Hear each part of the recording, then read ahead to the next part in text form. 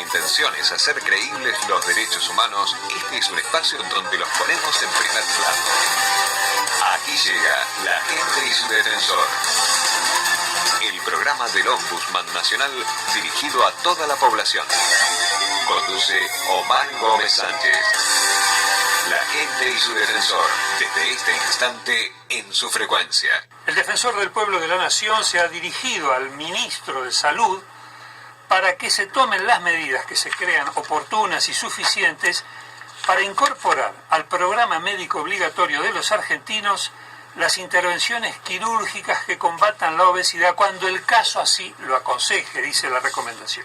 Y para hablar de este tema le estamos dando la bienvenida y abriendo la línea a quien es un verdadero sinónimo del tratamiento, de la difusión alrededor de la enfermedad de la obesidad, como es el doctor Alberto Cormillot. Alberto, un gusto tenerte en el programa del Defensor del Pueblo. Bueno, un gusto y gracias por llamarme. No, al contrario, te participo que también está presente aquí conmigo el doctor Horacio Esber, que es el director de Derechos Sociales de esta Defensoría y quien está, su área, involucrada directamente con esta postura, con esta recomendación. Voy por partes. Me gustaría escuchar una primera impresión de cómo sienta este petitorio a nivel del Ministerio de Salud. ¿Qué es lo que te parece?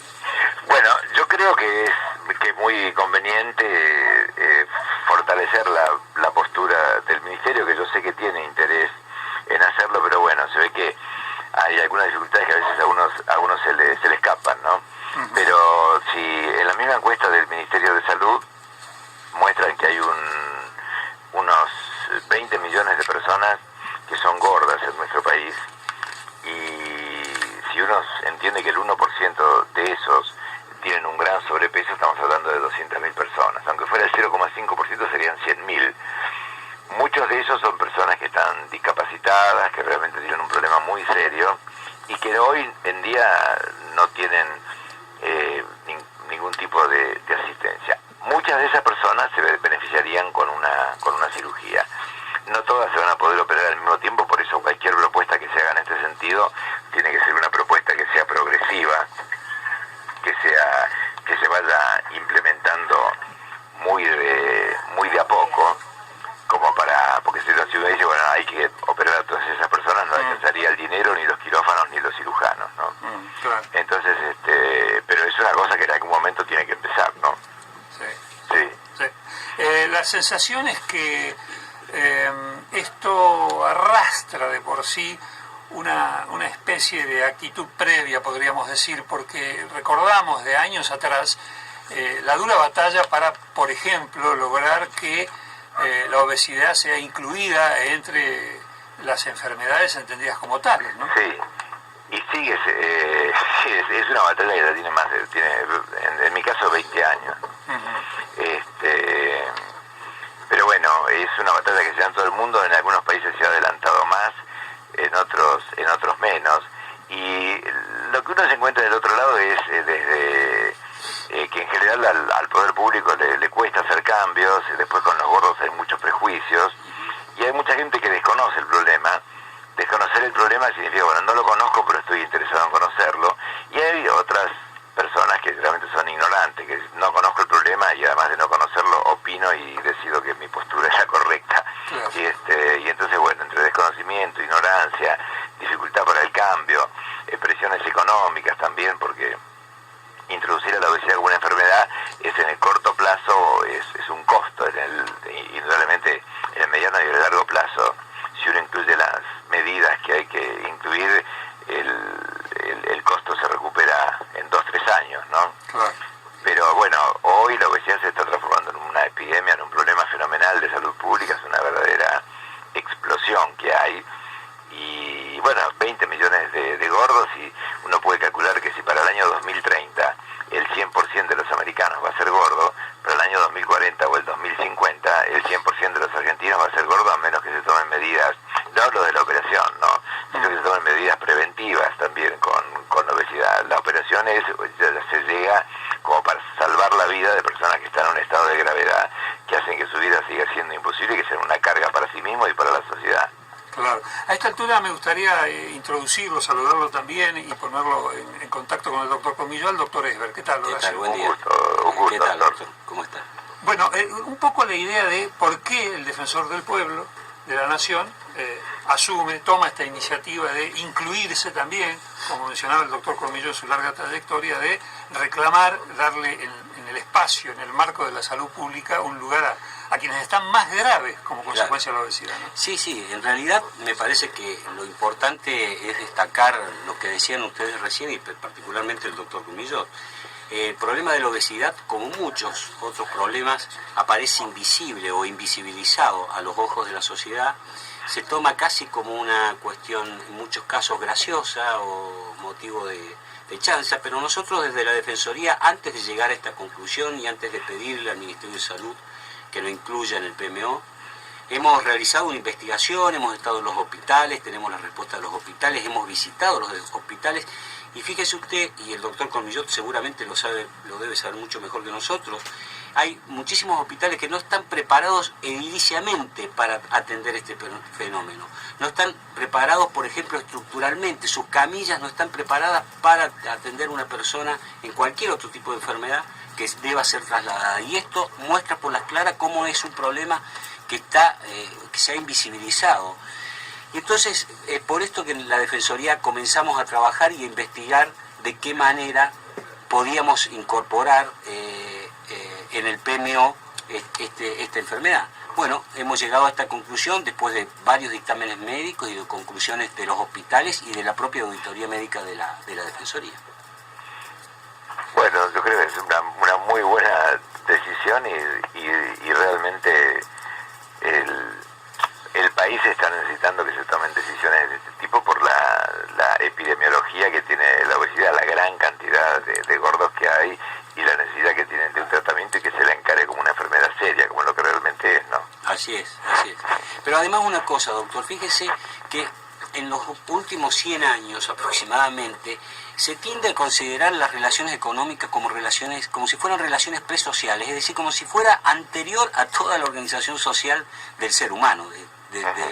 Y a mí me parece que, porque muchas veces hemos recibido estas respuestas, que es verdad, el tema de los costos, de lo que significa, las presiones, pero en definitiva nosotros seguimos pensando y considerando de que en realidad la economía debe estar al servicio del hombre y no a la inversa. Y en este caso es verdad que va a implicar mayores costos, especialmente para las obras sociales, porque al incluirse en el programa médico obligatorio para las obras sociales y las entidades prepagas, de medicina prepaga, va a implicar un mayor costo y también para el Estado. Pero el Estado ya se está haciendo cargo, porque en muchos casos hay hospitales que este tipo de cirugías se han realizado en personas que no tenían ningún tipo de cobertura. Pero quien tiene una cobertura hoy, que tiene una obra social sindical o quien tiene una entidad, está adherido a una entidad de medicina prepaga, no tiene acceso a esta cobertura y por lo tanto nos parece sumamente injusto pensarlo siempre desde el lado de los costos económicos y no desde el lado de las personas. No es que no lo tenemos en cuenta, lo tenemos en cuenta, pero no es desde nuestro punto de vista la prioridad que hemos tenido en cuenta al hacer este análisis. Sí, lo que pasa es que además lo que se pagan son las complicaciones, ¿no? Claro, exactamente. Como usted bien lo dijo, a largo plazo, a mediano y largo plazo, las consecuencias van a ser mucho peores, si quieren analizarlo desde el punto de vista económico. Claro, porque los infartos se pagan, los accidentes cerebrovasculares se pagan, las varices se pagan, las complicaciones quirúrgicas se pagan, las complicaciones del embarazo y del parto se pagan, todo eso se paga. Así es. Bueno, pero por eso es que nosotros creemos que es hora de que, fíjese, el Ministerio de Salud, como usted bien dijo, hace rato que está tratando este tema. Nosotros venimos hace un tiempo largo ya haciendo la investigación y haciendo pedidos de informes y demás, y pasa de una comisión y pasa a otra comisión, y bueno, por esto es que Eduardo Mondino decidió sacar esta recomendación, porque ya no podíamos seguir esperando a que se resuelva de una vez por todas. Así es, yo lo felicito por la iniciativa y bueno, y le agradezco en nombre de todos los gordos del país que se pueden llegar a beneficiar en el caso de que esto realmente salga, ¿no? Doctor Cormillot, muchísimas gracias por esta participación y este testimonio. Es muy amable. Bueno, le mando un abrazo. Gracias. Igualmente. La gente y su defensor. El programa del Defensor del Pueblo de la Nación, que se difunde en más de 200 emisoras en todo el país desde 1999. También puede escucharse desde internet en www.defensor.gov.ar. La gente y su defensor, al servicio de la población. ¿Querés participar de nuestro programa de radio La gente y su defensor? ¿Tenés ideas, propuestas o inquietudes para transmitirle a la audiencia de todo el país? Llámanos de lunes a viernes entre las 9 y las 18 horas al 011-4819-1665.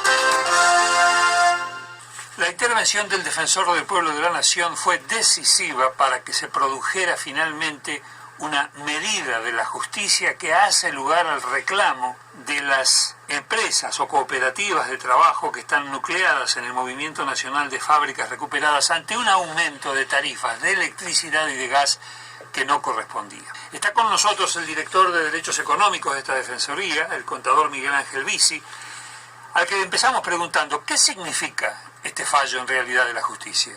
Este fallo es como consecuencia de una reunión que tuvo el defensor con la gente o los obreros de las fábricas recuperadas, las cooperativas. En esa reunión, el defensor con sus técnicos le dio un análisis de lo que es realmente este tributo, esta contribución, este incremento que han tenido en la facturación las fábricas, ¿no? Los grandes consumidores, medianos y grandes consumidores, a través de una ley que le permite al Estado cobrar una contribución a los fines de financiar estas obras de ampliación de gasoductos, obras eléctricas. Esta ley que establece esta contribución tiene muchas lagunas, y la laguna principal, en el cual han tomado nota esta gente de fábricas recuperadas, si estamos frente a una contribución, si estamos frente a un impuesto, no es tarifa. Por ende, si yo pago el servicio y no pago esta contribución, no me pueden cortar el servicio. Y el juez tomó debida nota de eso. Esa es una de las tantas lagunas que la ley tiene. Entonces, en defensa de la fuente laboral, una contribución que tiene muchísimas flaquezas, más en este juicio, en esta presentación, en esta demanda, creo que no hubo contraparte, porque la empresa que brinda el servicio de gas va y cobra lo suyo, que es lo que han depositado judicialmente las fábricas. Y la otra parte, y no sé quién va a ir a cobrarla o quién va a ir a litigar. La AFIP no es impuesto. Contribución tiene que ir el fideicomiso, pero el fideicomiso no tiene, ¿no? O sea, son las grandes lagunas de crear estas contribuciones sin meditar, sin un debido análisis. Y bueno, esta gente en uso de una correcta interpretación de la ley, en una correcta interpretación de las normas, cuando un usuario paga realmente el servicio, no tienen por qué cortarle el servicio de gas, ni el propio Energas sabe si es impuesto, si es una contribución, porque si es una contribución, Omar, pasa lo siguiente, es una ley inconstitucional, es una ley ilegal, porque la contribución, lo primero que tú tienes que fijar es qué obra se va a hacer, el monto de la obra y nace la contribución. Ahí está lo justo del cobro de la contribución. No, cobro la contribución para obras que ya vamos a ver qué vamos a hacer. Pierde el principio de equidad en el tributo, ¿te das cuenta? Son unas tantas fallas que la ley tiene. Pero fundamentalmente, ¿quién es el que va a cuidar y proteger el cobro de esa contribución? Las empresas no están en la ley. Las empresas que brindan el servicio público no están como las que deben cobrarlo sí o sí. Deben talarla en la factura. Pero si yo voy a la justicia, o sea, evidentemente que si voy a pagar la factura tengo que pagar el 100%.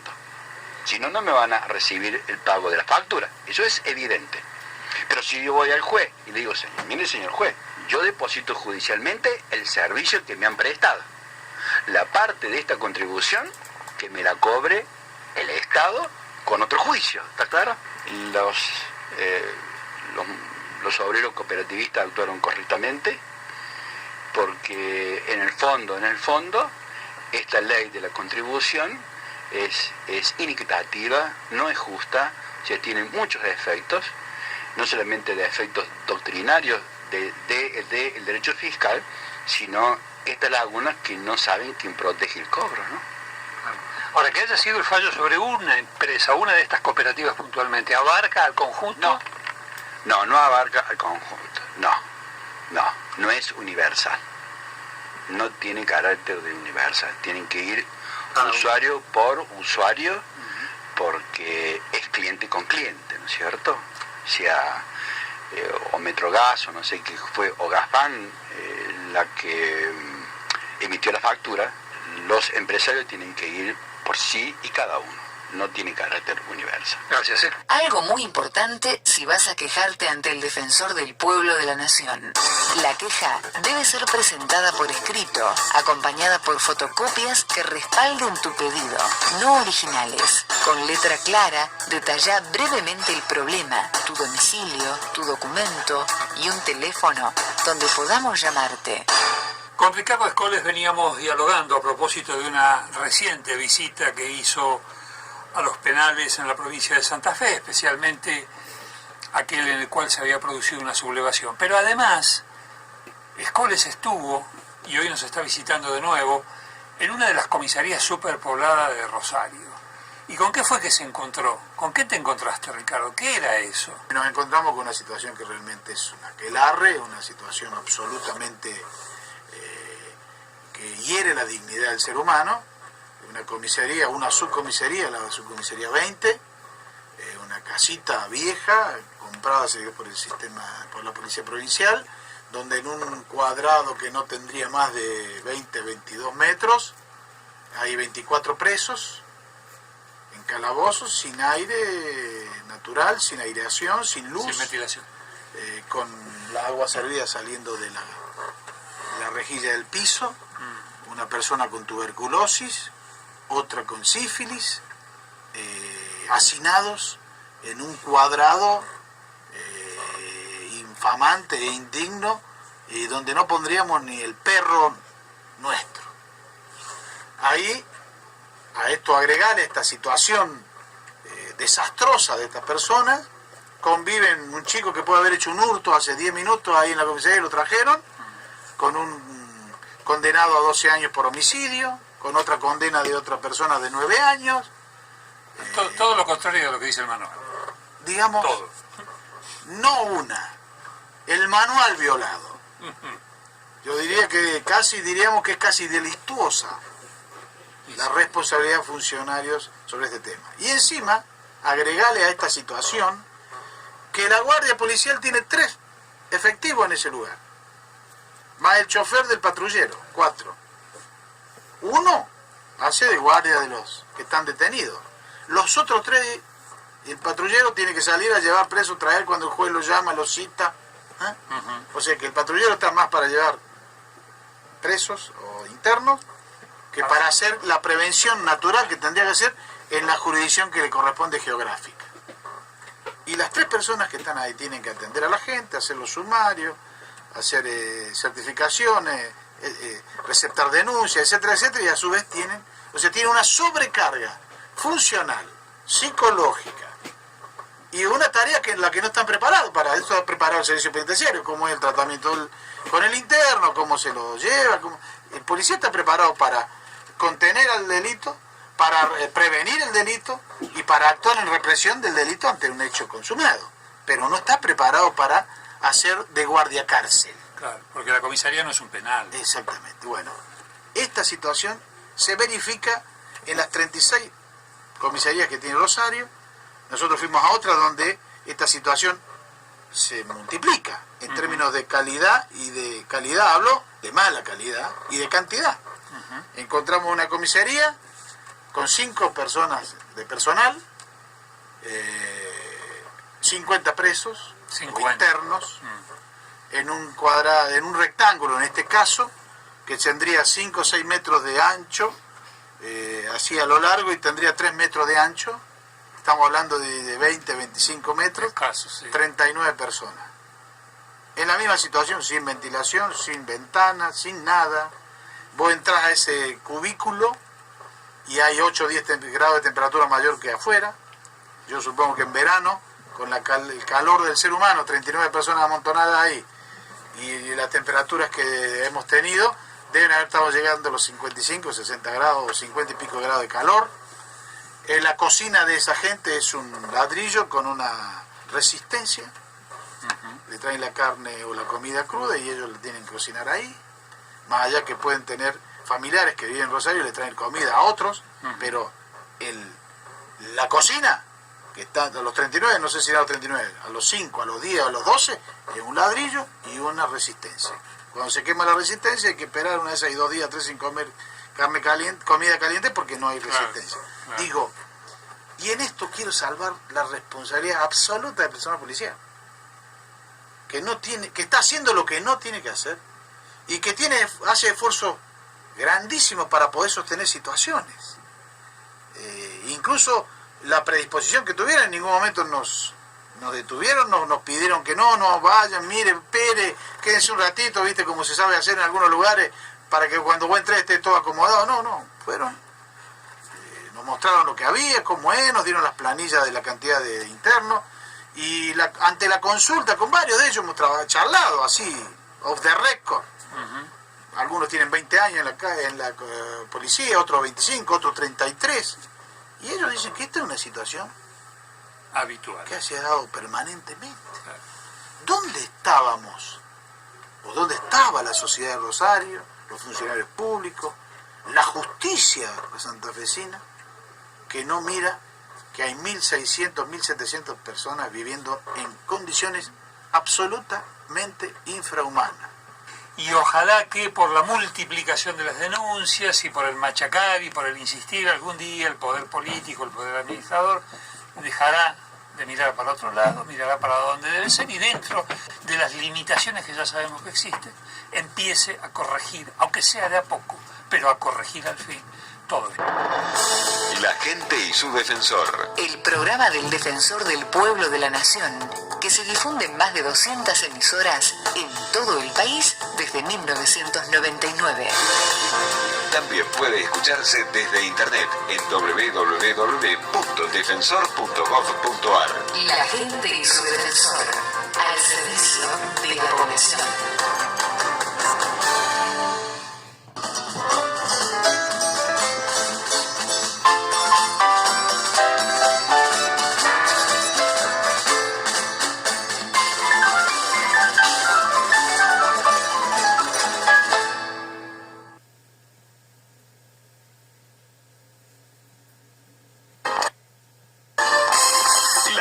Y su defensor llega todas las semanas a esta radio para que te informes y te puedas defender. Porque si conoces tus derechos, los vas a defender mejor. Somos la palabra del Defensor del Pueblo de la Nación. Para que sepas que no estás solo.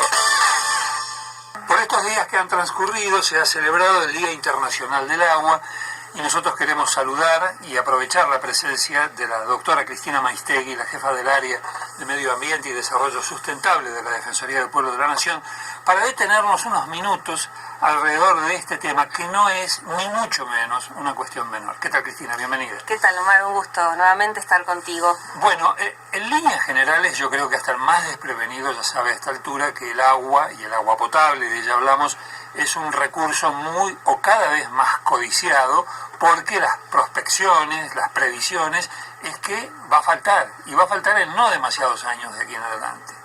Sí, lo increíble es que a pesar de esta visión y de esta seguridad que se tiene hace tanto tiempo, no se han tomado las medidas adecuadas para encarar este problema. Si la mitad de la población del mundo no tiene acceso al agua segura, si la cumbre de las naciones en el año 2002, la reunión de todos los presidentes en la Organización de Naciones Unidas, la cumbre de desarrollo sostenible, se puso como meta llegar a un tercio del agua potable, quiere decir que estamos lejísimos de poder disponer de algo tan elemental como es el agua en forma homogénea, en forma equitativa para todos los habitantes del mundo y en particular lo que nos interesa, que es de nuestra nación. El agua es como el aire, son los dos componentes elementales para la vida del hombre y de las otras especies. El ser humano tiene un 70% de su cuerpo agua. El resto no es agua, o sea que faltando el agua, evidentemente realmente la sobrevivencia se pone en riesgo. Nuestro país tiene una distribución desigual del agua, porque desde ya hay zonas que a raíz de su característica climática tienen más disponibilidad del recurso hídrico que otras, por naturaleza, por su propia contextura, aunque el hombre también ayuda para afectar el acceso al agua. Además está cambiando con el paso del tiempo y con algunos problemas nuevos como el cambio climático, van cambiando justamente las características climáticas y entonces se producen modificaciones. Provincias que antes eran desérticas hoy se consideran húmedas. Por ejemplo, gran parte de la provincia de La Pampa, que fue recibiendo cada vez mayor disponibilidad de agua por las lluvias, y entonces empezó a compartir la característica de Pampa húmeda con Buenos Aires. Sin embargo, otras regiones han ido perdiendo esta disponibilidad justamente por el efecto del cambio climático, de lo cual tanto en este momento se está hablando, porque ya es un problema real. Lo que muchos años se habló y se planteó como un riesgo, hoy se sabe que ya es un daño cierto. Claro. Hay un daño al planeta que ha producido el hombre, que tiene que ver con la emisión de los gases de efecto invernadero, y este calentamiento global produce el cambio climático que afecta justamente el ciclo hidrológico por sobre todas las cosas. ¿Es cierto que estratégicamente hablando los grandes acuíferos del mundo son considerados ahora con el peso o la importancia de, por ejemplo, las grandes napas o concentraciones de otros recursos como el petróleo, como el gas? Sí, yo creo que sí, que estratégicamente esto está pasando, aunque no está dicho con claridad. Pero sí veo que hay acciones internacionales que están poniendo demasiada atención en estos acuíferos, como en el caso del Guaraní, porque no solamente porque tienen una gran provisión de agua, sino por el asentamiento humano que está vinculado a este acuífero, que es muy diferente, por ejemplo, del acuífero Puelche, donde ya está asentada un área metropolitana con 12 millones de habitantes que tiende a expandirse, y entonces el acuífero está al límite de su sobreexplotación, de su contaminación, y entonces la acción para aprovechamiento de ese acuífero es mucho más limitada y mucho más improbable. En cambio, otros acuíferos como el Guaraní, que tengo entendido que es el segundo más grande del mundo, entonces sí, es más, está mucho menos urbanizado, mucho menos aprovechado, entonces permitiría una preservación y un aprovechamiento en el futuro. Bien. Doctora Maistegui, muchísimas gracias por este testimonio, muy amable. Porque la mejor manera de defender nuestros derechos es conociéndolos. La gente y su defensor.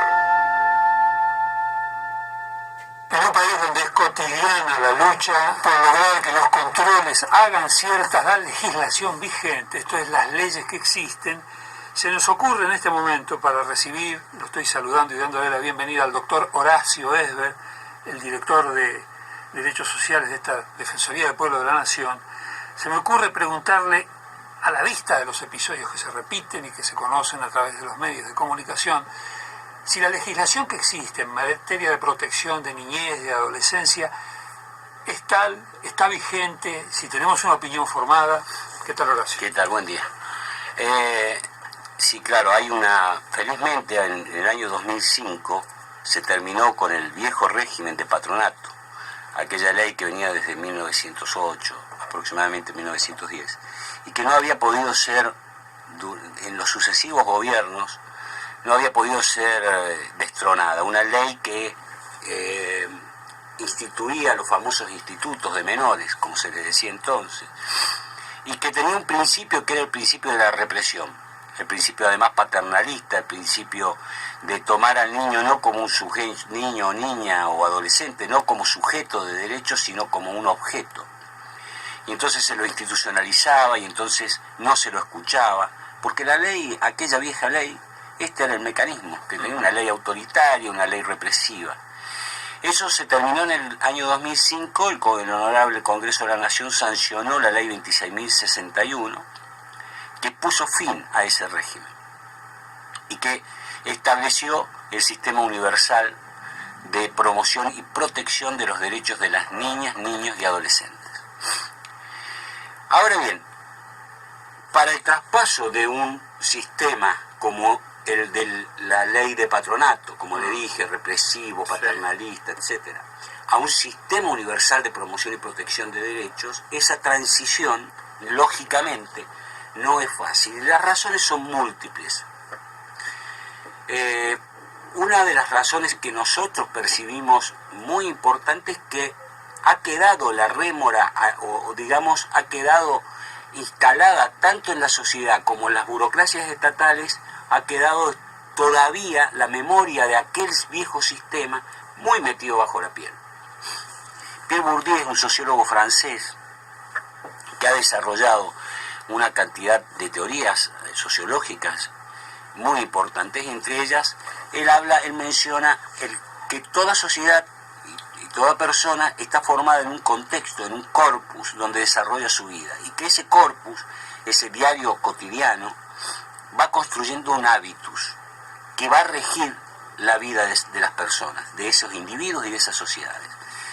Si yo traslado esto y lo analizo desde el punto de vista bourdiano, analizo qué está pasando, por qué la nueva ley 26.061, con ese espíritu de promoción y protección de derechos, no consigue su aplicación plena en el cotidiano de las niñas y niños en situación de riesgo o en conflicto con la ley penal, etcétera, vamos a encontrar que justamente ese hábitus está muy enraizado fundamentalmente en las burocracias estatales, que todavía siguen pensando con el viejo esquema de patronato, pero también en la sociedad. Yo les voy a dar dos ejemplos, uno de cada caso. Respecto del Estado, podemos decir que, por ejemplo, hay una provincia en la que los jueces de esa provincia, cuando encuentran una niña o niño en situación de riesgo, de vulnerabilidad social, en la calle, por ejemplo, le ordenan al Estado, al Poder Ejecutivo, que garantice que esa persona, que esa niña o niño, cese la situación de vulnerabilidad. Y el Estado dice, muy bien, yo para hacerlo no puedo institucionalizarlo, no lo puedo mandar a un instituto como hacía antes, porque la nueva ley me dice que le debo usar, felizmente dice esto, mecanismos alternativos de contención de ese niño. Puede ser familiares, puede ser de amigos, puede ser el mismo Estado circunstancial y provisoriamente hasta que se establezca lazos afectivos con esa niña y niño, porque si esa niña o niño está en la calle y no en su hogar, en muchos casos es porque voluntariamente abandonado, porque es malos tratos, porque es sujeto de violación de derechos, etcétera, etcétera. Con lo cual usted no lo puede mandar a la casa, de nuevo. Pero tiene mecanismos para hacerlo. Ahora, en esta transición, el Poder Ejecutivo de esta provincia dice, ¿qué hago? El juez me está ordenando esto, enmascara y dice, hágalo de acuerdo a la nueva ley, pero en realidad me está ordenando que lo institucionalice. Como la vieja ley. Y cuando le pregunto al juez, desde la Defensoría, le decimos, señor juez, usted ordenó esto. Bueno, yo me ciño a la nueva ley, el chico está en situación de vulnerabilidad, que quienes tienen la responsabilidad de protegerlo, que lo hagan. Entonces vemos ahí cómo hay un conflicto grande entre poderes, donde el que queda entrampado es la niña o niño vulnerable. Se revictimiza, o sea, ya es víctima de la sociedad porque está en la calle, y ahora es víctima del Estado porque está, digamos, en el medio del juego de dos poderes. Y es la rémora de la vieja ley de patronato. Doctor Eder, muy claro, muchas gracias por Gracias el a aporte. usted. Algo muy importante si vas a quejarte ante el Defensor del Pueblo de la Nación. La queja debe ser presentada por escrito, acompañada por fotocopias que respalden tu pedido, no originales. Con letra clara, detalla brevemente el problema, tu domicilio, tu documento y un teléfono donde podamos llamarte.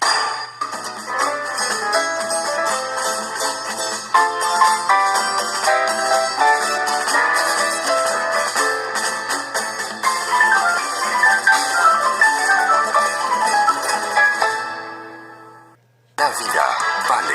El Defensor del Pueblo de la Nación, Eduardo Mondino, convoca a la ciudadanía de todo el país a suscribir la iniciativa popular por un plan integral de seguridad vial.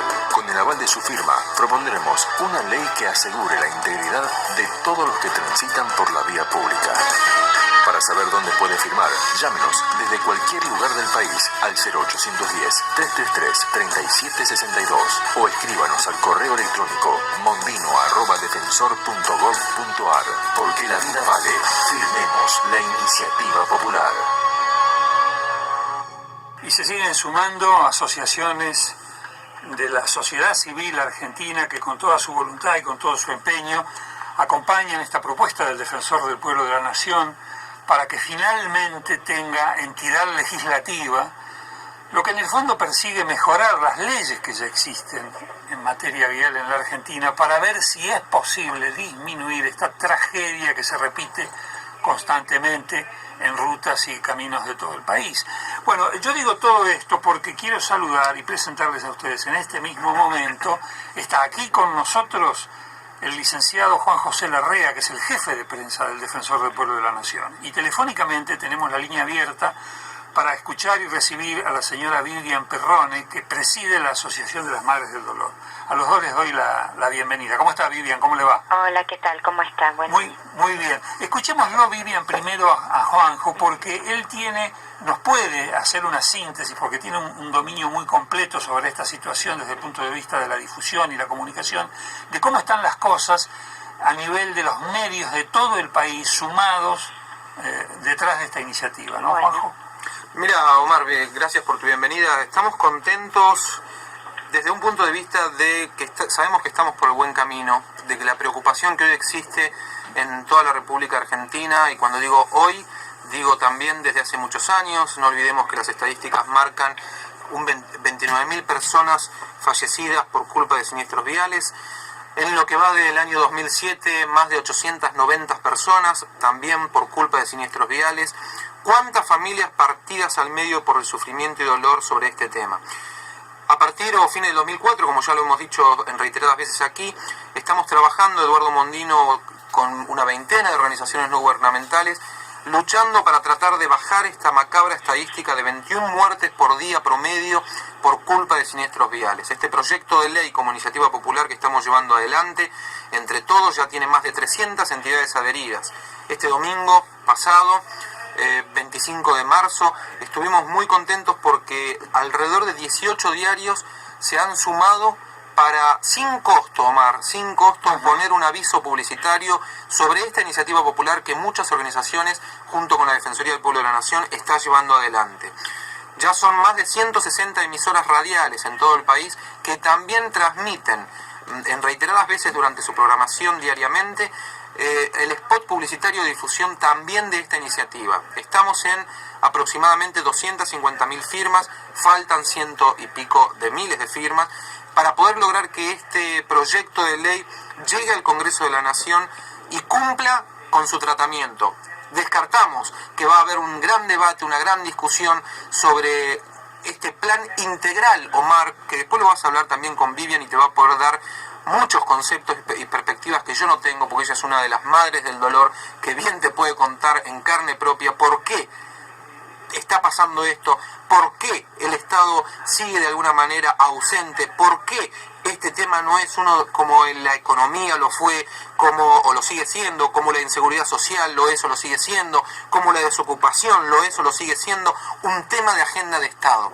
¿Por qué 21 muertes promedio por día? Dice Mondino, parecería ser que no son preocupación.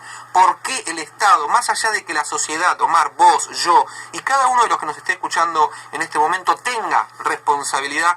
Sabemos que el primero que debe velar por las garantías, por el bienestar social es el Estado. ¿Por qué debemos, como dicen los periodistas cuando salgo por diversas radios del país, me preguntan por qué la sociedad y no el Estado es quien debe movilizar esto?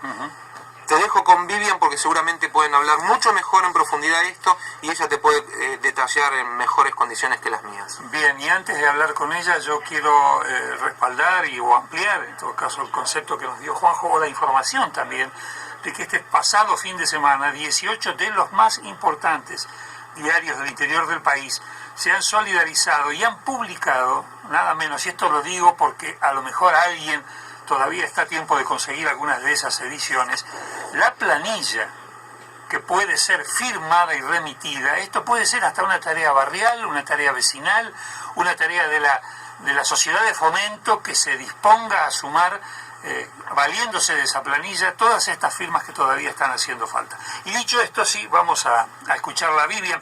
Vivian, se realizó ya aquí en cercanías del Obelisco un acto con participación del Defensor del Pueblo, de la Asociación de Madres del Dolor, pero nosotros queremos ir al fondo de la cuestión. ¿Por qué este papel tan activo, tan importantemente activo de las Madres del Dolor en esta iniciativa?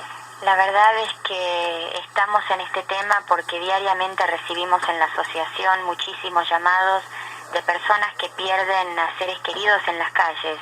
El último fin de semana vimos que acá en la ciudad de Buenos Aires atropellaron a una chica de 19 años, la abandonaron, la dejaron tirada sobre la Avenida del Libertador, y bueno, así son muchísimos los casos que llegan, y vemos que realmente se podría evitar todo esto con medidas simples, ¿no? Por eso nos reunimos en el Obelisco pidiendo que las autoridades controlen nuestras calles, pidiendo a los conductores que por favor sean prudentes al conducir. Ahora, esta semana que viene, mucha gente se va a ir afuera. Yo siempre digo que las vacaciones empiezan desde el momento que nos sentamos en un auto, ¿no? Si uno llega en 3, 4, 5 horas, realmente debería dar igual.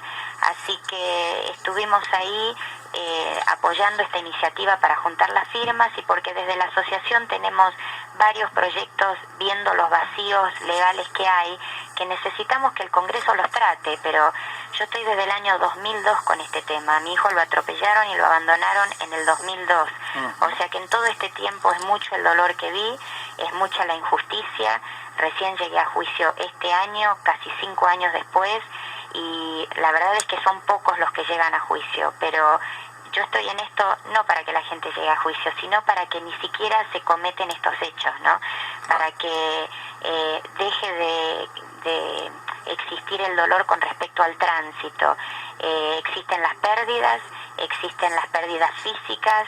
Tenemos el caso de Gustavo Cabral, el canillita, que perdió su pierna, perdió su brazo, y es un muchacho de 35 años. Así que es por eso que estamos junto a la Defensoría del Pueblo. Esto es algo para toda la sociedad, y pensamos que todos juntos tenemos que juntar estas firmas y pedirle a los conductores y pedirle a los peatones que el tránsito es un tema muy serio. Así que todos tenemos que estar en este tema realmente. La sensación, Vivian, es que sí... esto consigue instalarse con esto que ya está apareciendo como una suerte de clamor, porque si bien pareciera que desde el Estado siguen haciéndose los distraídos, no es así o no ocurre esto con muchísimas organizaciones de la sociedad. Si este clamor se termina de instalar, será decisivo y será importante para que ocurran cosas en distintos niveles. Uno de esos niveles, nos parece a nosotros, es el del hecho concreto, inmediato, el de, como usted bien decía, la vigencia de los controles, el mejoramiento de las leyes que permitan esos controles. Pero lo otro, y yo sé que este razonamiento o este pedido a usted la va a tocar muy cercanamente, Vivian, es que recuperemos una responsabilidad que se ha perdido. Porque la persona que opta cínicamente, desalmadamente, por abandonar a alguien que acaba de atropellar, esa persona es socialmente irrecuperable, y hay que volver a tener la vergüenza y la responsabilidad de hacerse cargo y de pensar que cuando uno atropelló a una persona, lo inmediato que sigue después es, aunque sea infinitamente menor la posibilidad, ayudarla, porque se le puede salvar la vida. Cuando ocurrió el caso de Kevin, yo en este momento tengo un hijo ahora que tiene 21 años, ¿no? Yo decía que hasta entendí que él quizás se asustó y se fue, pero siempre existe el día después, ¿no? Claro. Al otro día llamar a la fiscalía, entregar el auto, decir realmente me asusté, no supe qué hacer, llegué hasta mi casa, pero no esconder el auto. Realmente son actuar hechos como un delincuente. Como ¿no? un delincuente, y si actúa como un delincuente necesita recibir la pena como un delincuente, ¿no? Suquiasian, el que mató y abandonó a mi hijo, recibió 3 años de prisión efectiva. Bueno, de ahora en más tenemos que seguir así. y uno de los proyectos de la asociación es de crear una nueva figura entre el homicidio culposo, donde caen todos estos casos, y el homicidio simple, con más años, o sea, realmente que se pene si la persona va conduciendo en estado de ebriedad, si se pasa el semáforo en rojo, si va a exceso de velocidad, si abandona a la persona, todos deberían ser agravantes. Esperemos que nos escuchen y esperemos que los que conducen o los que conduzcan de ahora en más entiendan que esto nos puede pasar a cualquiera, ninguno está exento de esto, todos estamos en la calle y realmente quisiéramos terminar con este dolor porque arruina familias. La mía ya no es la que era antes del 2002. Y lamentablemente los hijos que quedan, los padres que quedan, los abuelos que quedan, realmente es toda una vida cortada por este dolor, ¿no? Atravesado por ese dolor. Sí, por eso es que yo sigo en este tema y trato de poner mi experiencia de estos 5 años, y por eso es que, bueno, junto a la Defensoría del Pueblo esperamos que nos escuchen los legisladores, que la sociedad nos escuche, que nos ayude con las firmas y, bueno, que en poco tiempo se pueda organizar nuestro país, porque me parece que es una cuestión de organización, de control, y se termine con el tema del tránsito, ¿no? Muy bien, señora Vivian Perrone, muchísimas gracias por este aporte. Bueno, un saludo grande. Hasta luego. Hasta luego. La gente y su defensor. Producción ejecutiva. Juanjo Larrea y Walter Freites. Conducción. Omar Gómez Sánchez. Operación técnica. Hugo Greppi. Equipo de producción. Hugo Greppi, Silvia Cintas, Fernando Almirón, Nelly Durán, Gustavo Castillo, Georgina Sturla y Rosa Jiménez. La gente y su defensor. Al servicio de la población. Punto final para un nuevo programa. Nos estamos despidiendo de todos ustedes con el deseo de que estén de la mejor manera posible. Nos reencontramos en una semana. Hasta aquí fue La gente y su defensor. Nos reencontramos para seguir haciendo creíbles todos los derechos humanos. Hasta la próxima.